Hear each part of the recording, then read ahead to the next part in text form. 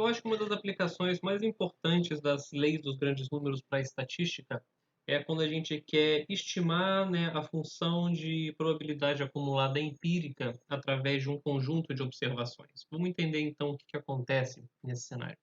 Então, você tem x1, x2, etc. Uma amostra aleatória de uma variável aleatória x, né? Ou seja, todas elas são identicamente distribuídas, independentes, com a mesma distribuição de x. E eu vou denotar a função de probabilidade acumulada comum de todas elas por f com um x embaixo. Tá? E aí a pergunta que a gente quer responder é a seguinte, tá? Você não tem acesso a quem que é x, você tem acesso a essas observações de x. Então o que você quer é saber como que a partir de n observações você estima quem que é a sua função de probabilidade acumulada, tá? Vamos tentar entender um pouco mais formalmente, né, olhando para o espaço amostral, o que a gente está querendo fazer aqui. Tá? Você tem aqui no seu espaço amostral, tá? Você tem o conjunto de números reais e você tem uma variável aleatória aqui misteriosa x, a qual você não tem acesso. Tá? Você tem acesso a cópias independentes dessa variável aleatória. Tá? A existência dessas cópias independentes é um pouco difícil de se provar, né? A gente tem que conseguir provar que a gente consegue construir uma sequência infinita de variáveis aleatórias com a mesma distribuição que sejam independentes entre si. Não é nem um pouco trivial fazer isso, mas vamos assumir que a gente tenha isso, tá? Então você não tem acesso à variável aleatória x, você tem acesso a essas cópias independentes dela, porém com a seguinte restrição, tá? Em vez de você conseguir observar elas em todo o espaço amostral, que se fosse assim seu problema estaria resolvido, você vai observar todas elas em somente um ponto do seu espaço amostral. Tá? Então você tem esse valor ômega que representa, sei lá, as condições do universo no dia que você fez o seu experimento, seja lá ele qual for. E o que você observa é x1 em ômega, x2 em ômega, x3 em ômega, etc. Né? Ou seja, o que você observa ao fazer diversas réplicas do seu experimento sob as mesmas condições do universo. Tá? É claro que isso não vai ser sempre igual, porque tem um efeito aleatório no nosso experimento, que é justamente o que a gente quer modelar aqui. Tá? E você tem aqui o valor verdadeiro x de ômega, que você nunca tem acesso a ele. Tá? Então, o que a gente vai construir agora é a função de probabilidade acumulada empírica, que eu vou colocar uma notaçãozinha um pouco mais carregada do que o que está no slide. Eu vou definir, então, Fn no ponto x, dependendo de ômega, né? Ou seja, a função de probabilidade acumulada empírica no ponto x, para aquele estado do universo no momento que eu fiz o meu experimento, que vai ser exatamente 1 sobre n multiplicando a quantidade de i's tais que xi de ômega é menor ou igual a x para todo i indo de 1 até n. Tá? Ou seja, eu vou pegar a quantidade de observações que vão estar abaixo de um determinado valor x, tá? E vou dividir pela quantidade total de observações que eu tenho. Tá? Aqui é o meu valor x, eu vou olhar aqui para o passado e vou fazer essa continha. Ok? E no desenho, o que a gente está fazendo? Né? Deixa eu fazer um desenho aqui com vocês para que a gente entenda bem o que está acontecendo. Aqui eu vou colocar no eixo x o próprio x, e aqui eu vou colocar diversas funções de probabilidade acumulada. Tá? Eu vou colocar aqui tracejado em azul o que seria a função de probabilidade acumulada verdadeira, tá? A fx, ok? Que a gente não observa, né? Então, melhor ainda, para manter a coerência com a notação que a gente vem fazendo, eu vou colocar em vermelho, né, essa função de probabilidade acumulada verdadeira, tá? A fx. E aí, se você observa um determinado ômega, né, para uma determinada condição do universo, você vai ter aqui uma certa aproximação para a sua função de probabilidade acumulada que é que a gente vai denotar de Fn de x para um determinado valor ômega 1. Se você tiver em outra condição aqui do universo, tá? No valor, digamos, ômega 2, você vai ter uma sequência que pode ser um pouco diferente. Tá? E essa eu vou chamar de Fn de x e ômega 2, tá? Então, como a gente pode enxergar, essas funções de probabilidade acumulada empíricas, elas são variáveis aleatórias também. E eu gostaria de compreender, né, como que essas funções de probabilidade acumulada empírica se relacionam com a função de probabilidade acumulada verdadeira, tá?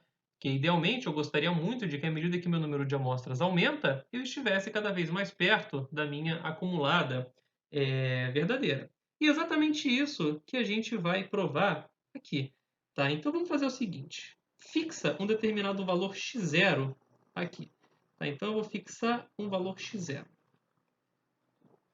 Fixe um x0 pertencente ao conjunto de números reais.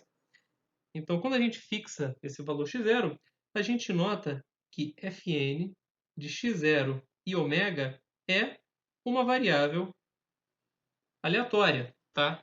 Por dois motivos. Primeiro, porque eu estou deixando claro que isso é uma função do meu espaço amostral, tem um ômega sendo pendurado aqui. Outro motivo para isso é que isso é uma função das minhas variáveis aleatórias x1 até xn, tá? Então, isso também vai acabar sendo uma variável aleatória.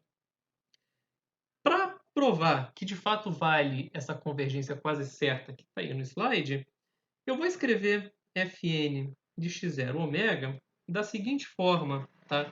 Eu vou escrever como 1 sobre n somatório i indo de 1 até n de yi de ômega, onde a minha variável aleatória yi vai ser a indicadora do conjunto xi menor ou igual a x0, tá? Por que eu posso escrever desse jeito? Né? Porque isso me dá exatamente a definição que está aqui em cima, tá? Quando eu somo essas indicadoras aqui, indicadoras do conjunto xi menor ou igual a x0, né? Ela vai valer 1 quando xi de ômega é menor ou igual a x0 e vai valer 0 quando xi de ômega não é menor ou igual a x0. Tá? Então, eu vou estar contando exatamente os i's tais que xi de ômega é menor ou igual do que x0. Tá? E aqui fica explícito para mim quem que é essa variável aleatória. Essa variável aleatória para mim está sendo uma função indicadora de um determinado conjunto. Tá? A gente sabe, né, dizer quem que é a distribuição dessa variável aleatória. Né? Ela só some valores zeros e uns, então com certeza yi tem distribuição de Bernoulli. E qual que é o parâmetro P dessa distribuição de Bernoulli? É a probabilidade dela assumir o valor 1. Né? E ela assume o valor 1 exatamente quando xi é menor ou igual do que x0. Tá? E a probabilidade de x ser menor ou igual do que x0 é exatamente igual à acumulada de x calculada em x0. E além disso, como eu estou assumindo que as minhas variáveis aleatórias x1 até xn são independentes, essa variável aleatória aqui também vai ser independente, né? Porque xi é função só de yi. Ou seja, a gente está exatamente no cenário propício aqui para a aplicação da lei forte de Kolmogorov. Né? Você tem uma sequência de variáveis aleatórias independentes, identicamente distribuídas, com média finita. Então, a lei forte de Kolmogorov diz para a gente que acontece o quê? Essa variável aleatória Fn de x0, né? Agora eu vou deixar de lado a dependência em ômega, tá? Converge quase certamente para a acumulada verdadeira em x0. Tá? Ou seja, como é que a gente pode argumentar isso? Né? Fixado esse valor x0 aqui, tá? É impossível que você tenha uma sequência de observações que não te leve a estimar corretamente esse ponto através da acumulada empírica. Tá? Bom, esse resultado é extremamente importante em estatística, como a gente pode ver aí, né? Se você já fez algum curso de inferência onde você ouviu falar nos testes de Kolmogorov-Smirnov para comparação de duas amostras que podem ser de distribuições diferentes, ou o teste de Shapiro-Wilk, esse resultado é fundamental para você fazer esse tipo de teste, que é bastante usual em estatística. Tá? Esse resultado pode ser bastante melhorado, porque o que a gente acabou de provar aqui pela lei forte de Kolmogorov é que isso daqui vale para todo x0 pertencente a R. Tá? Mas pode ser que a sua convergência para um x0 seja muito mais demorada do que para outro x0. Tá? Pode ser que, digamos, aqui, para esse x0 que a gente desenhou, você convirja super rápido, mas para esse outro valor de x0 aqui, você demore séculos para conseguir estar perto do valor verdadeiro. Tá? Na verdade, isso não acontece. A gente pode provar um resultado ainda mais geral, que é o teorema de Glivenko-Cantelli, ou também conhecido como o teorema fundamental da estatística. Né? E é isso que a gente precisa usar nesses testes de Kolmogorov, Smirnov, Shapiro-Wilk. O que a gente vai fazer é o seguinte: em vez de você olhar pontualmente para fn de x0 menos f de x0, a gente vai olhar para fn de x menos f de x, fazer essa diferença e tomar o supremo disso, né? Se você não sabe o que é o supremo, pensa que é o maior valor. Tomar o supremo disso. Isso também é uma variável aleatória, tá?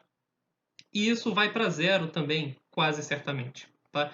Ou seja, você está dizendo essencialmente que a função de probabilidade acumulada empírica se aproxima uniformemente da sua função de probabilidade acumulada verdadeira, quase certamente. Ou seja, aquele comportamento que eu falei ali em cima, ele essencialmente não acontece, né? Essencialmente, todo mundo se aproxima ao mesmo tempo do valor verdadeiro. É uma coisa um pouco surpreendente isso, tá? Uma coisa que a gente ainda pode refinar ainda mais esse resultado é que isso é um resultado assintótico, né? Essas convergências, vamos lembrar que elas sempre se dão quando n vai para infinito. E você, em geral, não tem um número infinito de amostras, você tem uma quantidade finita de amostras. E aí não tem problema, você pode refinar isso ainda mais. E aí você tem um teorema que leva o nome de 4 pessoas, né? Quanto mais pessoas, mais barra pesada ele é, o teorema de Dvoretsky, Kiefer, Wolfowitz, Massar, que nos dá uma estimativa para a velocidade de convergência. Então agora a gente vai fazer o seguinte: em vez de você só me falar que essa quantidade converge quase certamente para zero, eu vou fazer o seguinte: eu vou fazer a acumulada empírica calculada em x, menos a acumulada verdadeira calculada em x, vou tomar o supremo disso em R, quero saber a probabilidade dessa quantidade ser maior do que epsilon, tá? E a gente tem que isso daqui é menor ou igual do que 2 vezes e elevado a menos 2n epsilon ao quadrado para todo epsilon positivo, tá? Ou seja, você, além disso, além de você ter essa convergência quase certa para zero, você é capaz de me dar uma probabilidade de eu estar epsilon distante do meu valor verdadeiro uniformemente sobre todo o conjunto de números reais. Tá? E essa desigualdade ela é boa em certo sentido, né? Porque você tem algo exponencial aqui. Tá? À medida que fixada uma tolerância a epsilon, se n cresce, essa quantidade vai para zero exponencialmente rápido. Tá? Então, essa estimativa da acumulada empírica, por mais que ela pareça extremamente ingênua, ela é bastante boa nesse sentido, né? Você converge quase certamente, uniformemente sobre todos os números reais, e além disso a convergência se dá bastante rápido, tá? Não é à toa que isso se chama teorema fundamental da estatística, tá? Então eu queria fazer esse breve vídeo para ilustrar para vocês a importância das leis dos grandes números para a estatística. E agora, para encerrar essa aula dos leis dos grandes números, no próximo vídeo vamos fazer 4 exemplinhos.